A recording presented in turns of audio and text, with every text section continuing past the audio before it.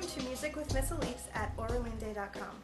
Today I wanted to talk about form and how to figure out the form of your piece. Form is important for a few reasons. One, it helps you to chunk your music into manageable chunks for you to practice at home, as well as to help you with memorizing. It also is a roadmap so you understand your piece as you're playing it and learning it. So today's piece we're going to look at is All the Pretty Little Ponies, which is an American folk song which you may have heard as a lullaby before. The first thing I do with my students when I give them their piece is first tell them to calm down, because sometimes they freak out when they see it.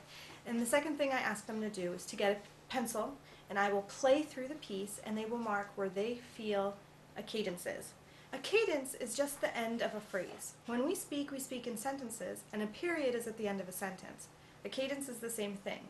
When we play music, we play in phrases, and a cadence is just at the end of a phrase. Some people hear it as a breath, or I sometimes explain it as a breath. When you come to the end of a phrase, it's natural to have a breath there. So that's all we're listening for. So listen for breaths or where you think the phrase ends, the cadence. So let's bring up the music of All the Pretty Little Horses, and I'll sing it for you, and you can mark where you feel the phrases, where the cadences are. Hush-a-bye, don't you cry, go to sleep, my little baby. When you wake, you shall have all the pretty little horses, blacks and bays, dapples and grays, coach and 6 little horses. Hush-a-bye, don't you cry, go to sleepy little baby. When you wake, you shall have all the pretty little horses.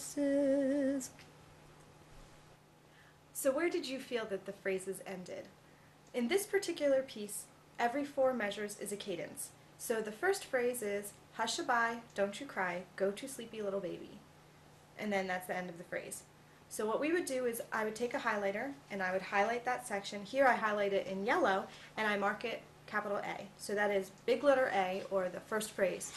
And then I would go through the piece for each phrase, with this piece being 4 measures. It's A, and then A repeats itself. Notice we're just looking at the music, not the words. So specifically the music repeats itself again. So it's A, and then something different happens. So now we call this B.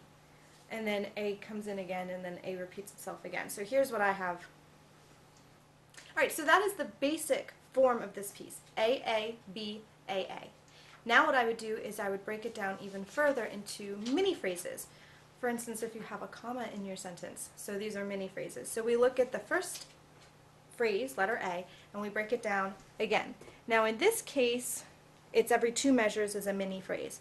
So hush-a-bye, don't you cry, I call that little A, and then go to sleepy little baby, that's little B. So for all of the A sections, the big A sections, it's little A, little B. So let's look at big section B, the section that's different. So the first 2 measures, black and bays, dapples and grays, that is something that is a new idea of music, so that is little letter C. But coach and 6 little horses, we've seen that phrase of music before, so we would actually, that's B, so we'd put little b in there. So you could actually call that phrase A prime, because that means that it's similar to A, but there's just something a little bit different about it. And in certain pieces I would use A prime, but in this particular case, because it's all A, it would actually be confusing to call it A prime, so we're just going to keep it at A, B, A, with the smaller phrases in there. Thank you for watching, and I hope that this video has helped you understand form a little better. If you're interested in learning more, please visit my blog at auralineday.com. I'll see you next time.